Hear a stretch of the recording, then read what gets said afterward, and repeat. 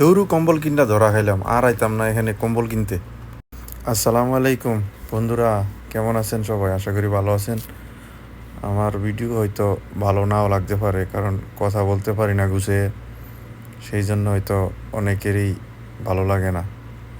যাক, যেরকমই লাগুক, আজকে কোম্পানির একজন দেশে যাবে, কিছু কেনাকাটা করবে, সাথে নিয়ে আসলাম দুইটা কম্বল কিনছি 250 টাকা দিয়ে।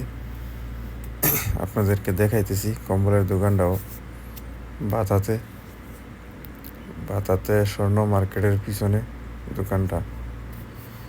কি মাজারগুলোকে কেন ভাঙা হচ্ছে, এবং এই বাংলাদেশে বিভিন্ন এলাকায় বিভিন্ন মাজারে বিভিন্ন খাদেম মুরিদ ভক্ত অনুরক্ত আছে, তো এখানে মাজারের সমস্যাটা কোথায়, কেন ভাঙা হচ্ছে? এটা কি ইসলাম অনুমোদন করে? আপনাদেরকে একটা কথা বলি, যখনই আমরা আলোচনা করি লাল শাহ বাবার কবর না কালা শাহ বাবার, হলুদ শাহ বাবার নাকি চটপটি শাহ বাবার, কত ধরনের নাম যে কবরস্থান বা মাজারের ওপরে দেখা যায়।